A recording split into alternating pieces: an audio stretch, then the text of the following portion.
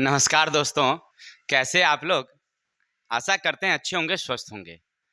तो आज हम लोग पढ़ेंगे क्लास 12th हिंदी दिगंत भाग 2 चैप्टर नंबर 9 परगीत और समाज। इसके लेखक हैं हमारे नामवर सिंह। ठीक है, लेखक का क्या नाम भाई? नामवर सिंह। आज हम लोग पहले लेखक परिचय पढ़ेंगे, फिर उन्होंने जो अपने परगीत और समाज में क्या लिखा है इसके बारे में समझने का प्रयास करेंगे। अब आपके दिमाग में आता होगा कि सर हम लेखक परिचय क्यों पढ़ें? देखिए, आपके पाठ्य पुस्तक में लेखक परिचय लिखा हुआ है, इसका मतलब वहां से कहीं ना कहीं कोई क्वेश्चन पूछ आता है। तो कौन पूछता है? तो ऑब्जेक्टिव। ज्यादा करके वहां से ऑब्जेक्टिव क्वेश्चन पूछते हैं। तो अगर आप प्रत्येक अध्याय के जितने भी ऑब्जेक्टिव क्वेश्चन हैं, अगर उसको सही रूप से देखते हैं, याद रखते हैं, तो परीक्षा में 50% तो आपको वहीं से मिल ही जाएंगे। ठीक है, चलते हैं। तो ज्यादा समय नहीं लेंगे। आज हम लोग पढ़ेंगे कौन? परगीत और समाज के लेखक नामवर सिंह का लिखा हुआ परगीत और समाज के बारे में पढ़ेंगे। और तब पहले पढ़ेंगे हम लोग लेखक के बारे में, फिर कहानी के बारे में। चलिए, सबसे पहले सुनते हैं हम लोग क्या क्या उन्होंने लिखा है, सुनिएगा। चलिए, बहुत अच्छी बात। देखिए, ये जो आप पढ़ रहे हैं, आज पढ़ेंगे हम लोग चैप्टर परगीत और समाज। परगीत और समाज यह क्या है? तो निबंध है। अगर आपसे परीक्षा में पूछे कि परगीत और समाज क्या है, तो निबंध है। इससे पहले यानी पिछला अध्याय हमने पढ़ा था सिपाही की माँ, वो क्या थी? तो एकांकी थी। ठीक है, तो उसी तरह से ये क्या है? निबंध है। चलते हैं। इनका नाम यानी परगीत और समाज के लेखक का नाम तो नामवर सिंह। जन्म 28 जुलाई 1927।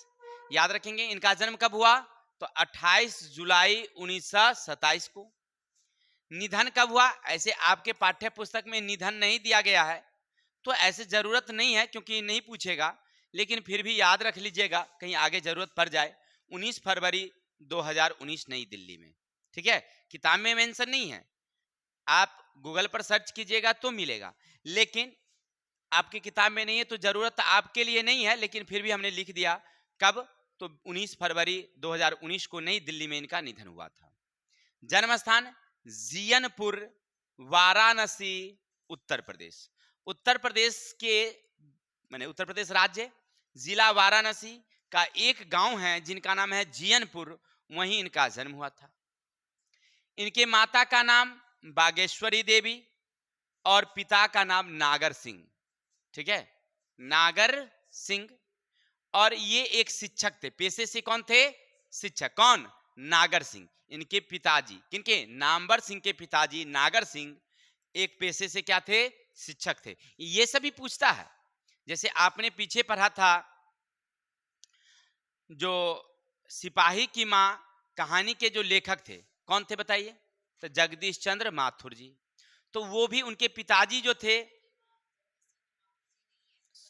ओ सॉरी, मोहन राकेश। जगदीश चंद्र माथुर ओ सदानी रा के लेखक हैं।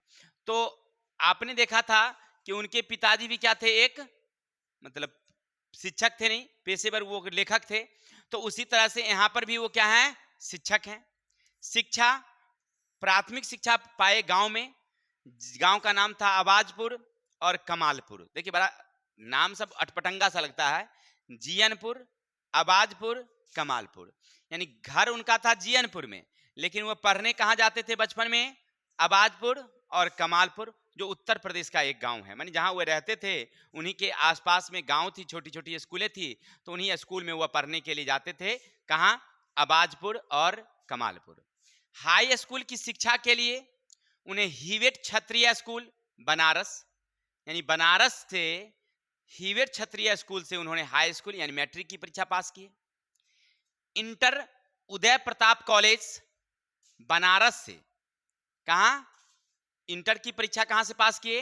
उदय प्रताप कॉलेज बनारस से। और बीए की परीक्षा 1949 और एमए की परीक्षा 1951 में बीएचयू। बीएचयू का मतलब हुआ बनारस हिंदू यूनिवर्सिटी, यानी बनारस हिंदू विश्वविद्यालय जो है बनारस में जो था, तो उन्हीं से 1951 में और 1949 में उन्होंने बीए और एमए किए। क्लियर? तो आपको इतनी बात समझ में आई। कहाँ? तो प्रारंभिक शिक्षा यानी गांव की शिक्षा जो है वो 2 गांव आवाजपुर और कमालपुर से। मैट्रिक की परीक्षा उन्होंने हीवेर क्षत्रिय स्कूल बनारस से।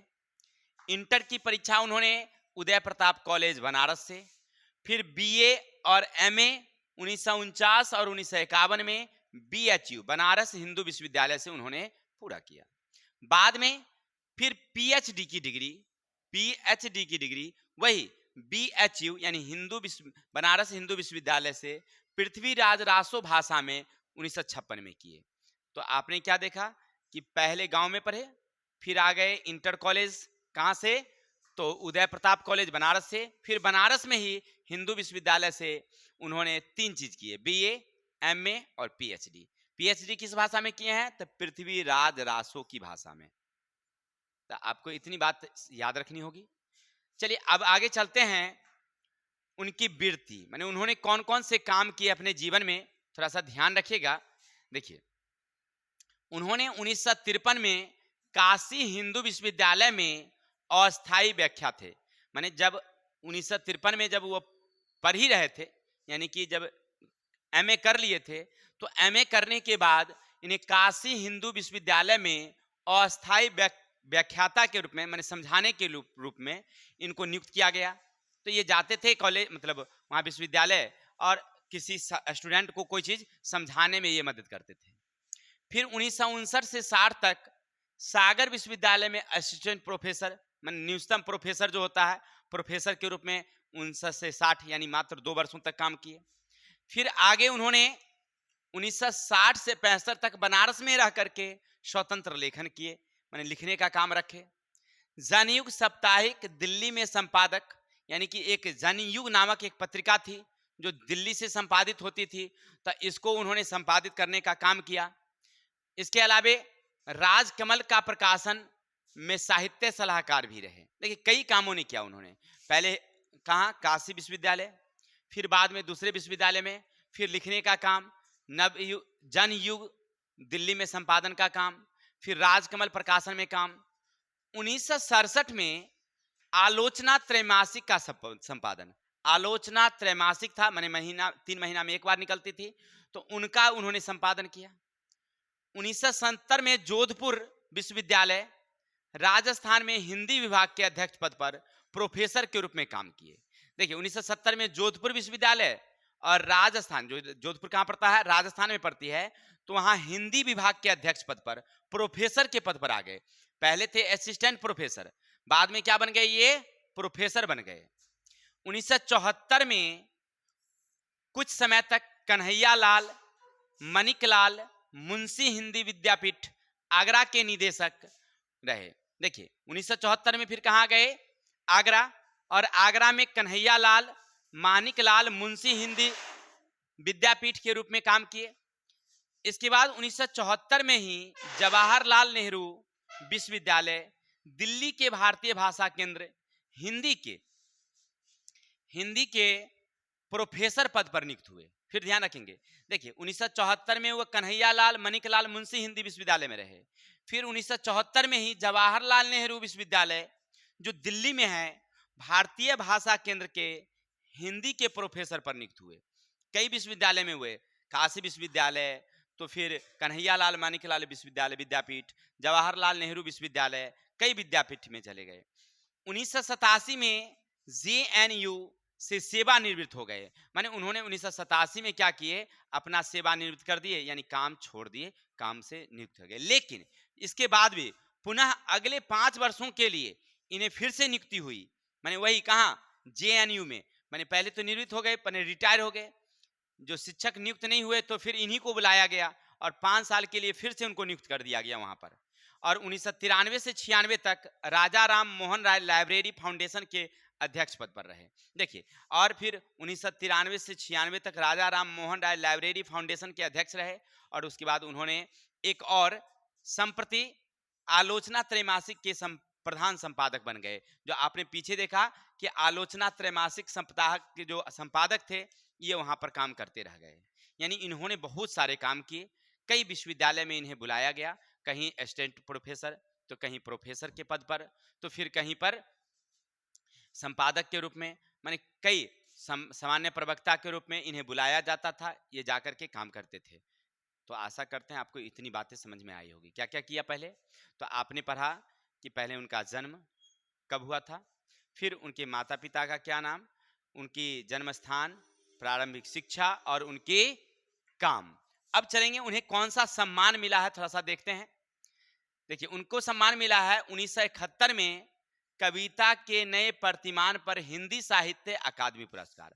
याद रखेंगे इनका सम्मान कौन है, तो हिंदी साहित्य अकादमी पुरस्कार, माने हिंदी पर उन्होंने जो साहित्य लिखी तो उन्हीं के लिए इन्हें अकादमी पुरस्कार मिला है। कब, 1971 में। कृतियां, माने उन्होंने कौन कौन से काम मतलब लिखे हैं, कौन कौन सी कहानियां, तो याद रखेंगे वकलम खुद। वकलम खुद जो व्यक्ति व्यंजक ललित निबंध है वो, तो इन्होंने यही लिखा वकलम खुद। दूसरा है हिंदी के विकास में अपभ्रंश का योग। देखिए, हिंदी के विकास के लिए उन्होंने एक रचना लिखा जिसका नाम है अपभ्रंश का योग। आधुनिक साहित्य की प्रवृत्तियां, छायावाद, याद रखिएगा महत्वपूर्ण है, छायावाद ये भी महत्वपूर्ण है। वकलम खुद ये भी महत्वपूर्ण है। पृथ्वीराज रासों की भाषा ये भी महत्वपूर्ण है, इनकी रचना है। पूछता है परीक्षा में, पूछेगा आपसे कि पृथ्वीराज रासो किन की रचना है, तो आप क्या बताएंगे, नामवर सिंह। किन की रचना, नामवर सिंह। इतिहास और आलोचना ये इनकी कुछ रचनाएं हैं। इसके अलावा उन्होंने कई कहानियां भी लिखी है, जिनमें नई कहानियों की कविता, नए परिमाण ये भी इनकी महत्वपूर्ण है। याद रखेंगे, नई कहानी की कविता के नए परिमाण, दूसरी परंपरा की खोज, वाद विवाद संवाद जो आलोचना है, ये क्या है, आलोचना है। कहना न होगा साक्षात्कारों का संग्रह, आलोचना के मुख से व्याख्याओं का संग्रह, अनेक संपादित पुस्तकें और अनेक से पुस्तक उन्होंने संपादित किया है। यानी आपने क्या समझा कि उन्होंने कई कृतियां लिखी, कई कृतियां, जिनमें याद रखेंगे वकलम खुद बहुत महत्वपूर्ण है, परीक्षा में कई बार आया भी है। तो आपसे पूछा जाए कि वकलम खुद किनकी रचना है, तो नामवर सिंह का। उसी तरह से छायावाद किनकी रचना, नामवर सिंह। पृथ्वीराज रासो की भाषा, इतिहास और आलोचना ये सब महत्वपूर्ण है। ऐसे आधुनिक साहित्य की प्रवृत्तियां ये नहीं पूछता है ज्यादा, जैसे इसमें दूसरी परंपरा की खोज ये नहीं पूछता है, वाद विवाद संवाद ये नहीं पूछता है, लेकिन आपके पाठ्य पुस्तक में दिया हुआ है तो याद तो करना बनता है ना, तो थोड़ा सा याद कर लीजिएगा तो अच्छा रहेगा। लेकिन ये सब उनकी रचना है। हाँ, आपसे ये भी पूछ सकता है, जैसे अभी आपने देखा वाद विवाद संवाद क्या है, तो आलोचना। आलोचना किसे कहते हैं, आपने पढ़ा होगा। आलोचना का मतलब है दूसरों से तुलना करना और उस पर व्याख्या करना। जैसे अभी हम लोग पढ़ेंगे वो एक तरह की आलोचना ही है। कहानी जो आप पढ़ेंगे कौन, परगीत और समाज, वो एक तरह की आलोचना ही है, लेकिन आलोचना की श्रेणी में उसको नहीं रखा गया है, रखा गया है किसके, निबंध की श्रेणी में। तो परीक्षा में आपसे पूछे कि परगीत और समाज क्या है, तो क्या बताएंगे आप, निबंध बोलेंगे। ठीक है, तो आज हमने लेखक परिचय पढ़ा, कौन अभी तक, नामवर सिंह का जी। ठीक है, एक नजर फिर से देख लेते हैं, चलते हैं थोड़ा सा देखिएगा।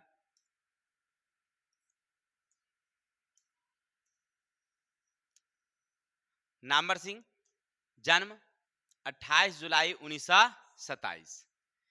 मृत्यु के बारे में जानने की जरूरत नहीं क्योंकि पाठ्य पुस्तक में नहीं है, फिर भी याद रखेंगे 19 फरवरी 2019 को। जन्म स्थान जियनपुर वाराणसी उत्तर प्रदेश। माता का नाम बागेश्वरी, पिता का नाम। प्राथमिक शिक्षा आबाजपुर कमालपुर गांव में हुई थी। बाद में उच्च शिक्षा के लिए यानी हाई स्कूल की मैट्रिक की परीक्षा हीवेट क्षेत्रीय स्कूल वाराणस।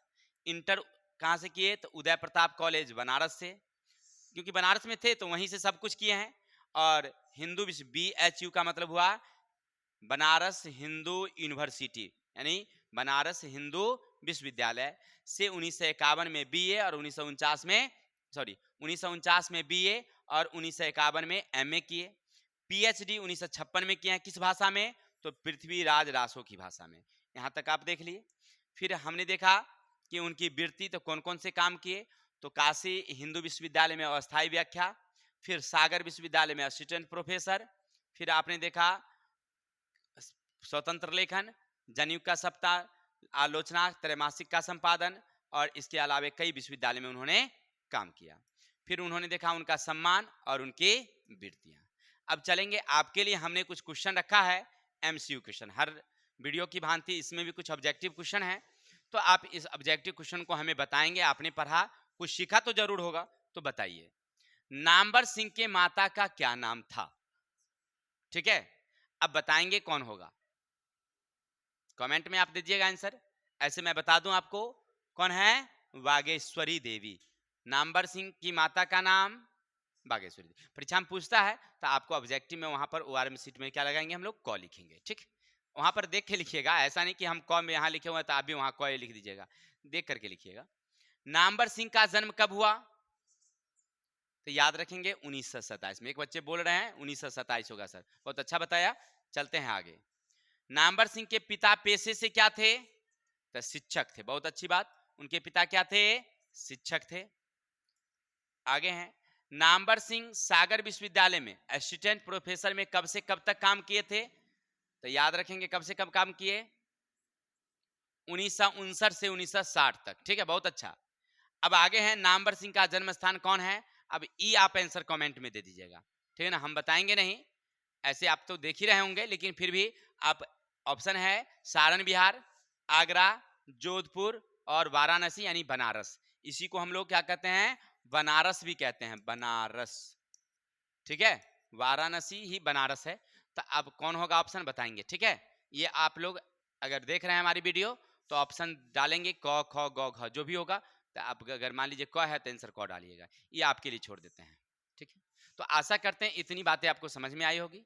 बाकी हम लोग मिलते हैं नेक्स्ट वीडियो के साथ, क्योंकि लंबा हो जाएगा वीडियो, कहानी भी बड़ी लंबी तगड़ी है और कहानी जल्दी समझ में नहीं आता है, लेकिन फिर भी हम अपनी भाषा में आपको समझाने का प्रयास करेंगे। तो चलते हैं हम लोग किसकी तरफ, कहानी की तरफ। तब तक के लिए जय हिंद, जय भारत।